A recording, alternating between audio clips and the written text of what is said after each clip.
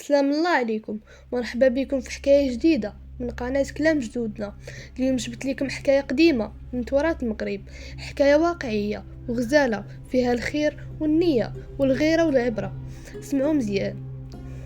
في قبائل الزمور في سهل كبير كيتنفس ريحة الزعتر والخزام، كان ساكن راجل شريف معروف في البلاد كلها، سميتو الحاج الحسن، ولكن الناس كيقولوا ليه مول القصر على سماو هكا حيت فعلا بنا واحد الدار كبيره بحال القصر، ولكن ماشي بالحجر والرخام، وانما بالنيه الصافيه، بالكرم وبالقلب اللي كيعرف يعطي بلا حساب. دارو كانت عامره، الضوء ديال القنديل كيشعل كل ليله، والبخار ديال الطاجين كيطلع للسقف، والضحك ديال الضيوف ما كيحبش. كانت عنده واحد الكلمة دايما على لسانه: الباب اللي كيدخل منه الخير خليه محلول. في هاد القبيلة نفسها كان راجل آخر حداد قوي سميتو علي بن موحى، خدام ما شاء الله، حديد كيطرطق ليه بين يديه بحال العجينة، ولكن القلب ديالو ماشي بحال الحديد اللي كيخدم عليه. القلب ديالو كان طيب بالغيرة، كل نهار كيشوف الناس داخلين خارجين من دار مول القصر، يسمع الضحك، يشوف الخير، كيقول في سره: علاش هذا الراجل محبوب؟ علاش الناس كيجيو عنده ما كيجيوش عندي؟ مع الوقت الغيره بدات كتكبر حتى ولات بحال الجمر في صدرو. في واحد النهار سمات قلبات وشتا طاحت، والواد اللي حدا الدوار بدا كيهيج. في نفس الليله كانت واحد القافله جايه من فاس، تجار ومعاهم السلع والدواب ديالهم، ولكن الفيضان حبس عليهم الطريق وتفرقوا.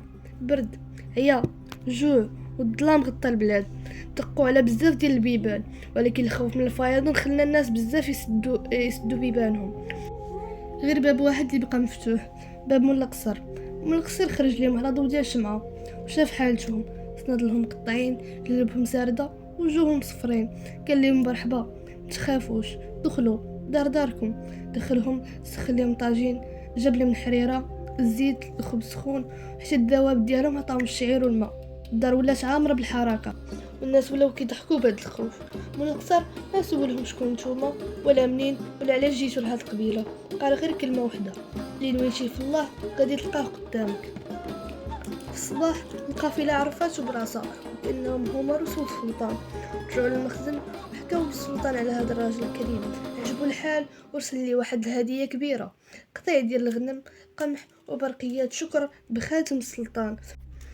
الدوار كامل فرح، ماشي غير على الهديه ولكن على الخير اللي رجع في الاخر. علي بن موحى الحداد مقدرش يتحمل، قال حتى انا غادي ندير في حاله، ولكن الخير ماشي تقليد.